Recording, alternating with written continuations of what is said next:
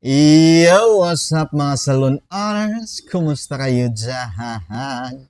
Good morning, no? So time check natin 11:45 na ng morning. So meron naman tayong sasaguting katanungan ng isang follower natin na nag-post no, sa ating grupo. Sabi dito ni ma'am, hello mga kasalon owners. Nakahuli na ba kayo ng staff na nakalimutan ko ulit. Nakahuli na ba kayo nakahuli na ba kayo ng staff na nangupit, no? At todo deny to the death.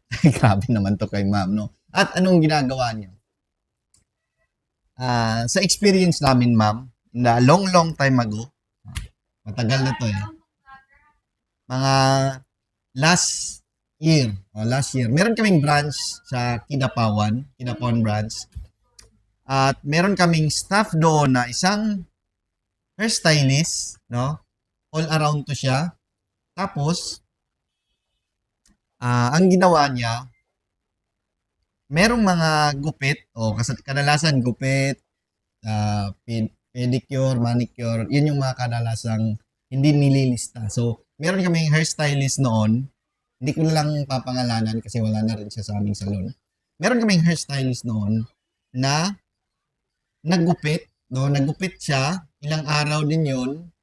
Tapos wala naman sa daily sales. Wala sa listahan.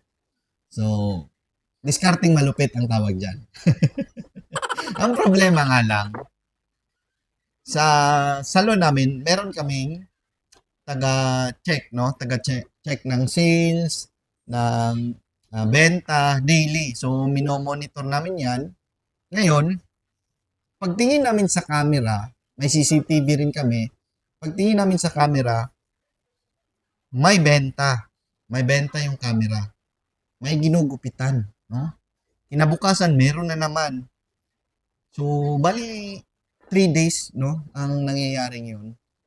Ngayon, merong ginugupitan sa camera, pero doon sa daily sales o sa listahan, wala. Wala. So, nawala sa listahan.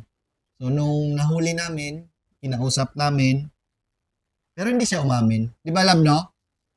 Wala, no? No, hindi siya umamin. So, nahuli siya, nakita doon sa CCTV, nakita doon sa bill out o sa daily sales, walang nakalista na gupit at pedicure. Pero, nahuli siya, hindi pa rin siya umamin. Ayun. Ay, wala kaming, action nun, ginawa. Kusa siyang lumayas. At least kusa siyang lumayas, di ba? So, sa mga ganyang experience, meron talaga yan. Hindi lang kayo yung nakakaranas dyan, nakaka-experience. Pati kami, na-experience na rin namin yan kasi meron na kami 9 years na pagpapatakbo ng salon business. So, isa sa pinaniniwalaan ko na kung nanakawan ka ng iyong tauhan, nakupitan ka, alam mo bang kasalanan mo yan? Kasalanan mo yan. Bakit? Kasi, hinayaan mo na manakawan ka. Hinayaan mo na gaganyanin ka. So, ang dapat niyan, meron kayong mas solid na sistema, matibay, na hindi ka makukupitan, hindi ka mananakawan. No? May CCTV ka, may listahan ka, at pangatlo, meron kang tauhan dyan na siya yung chismosa. Siya yung taga-sumbong. Hindi. Dapat meron kang mga solidong sistema. O yan lang.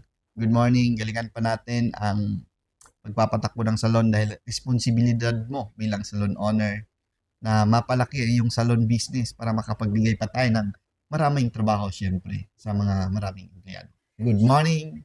Trabaho pa tayo. Bye-bye. Bye-bye.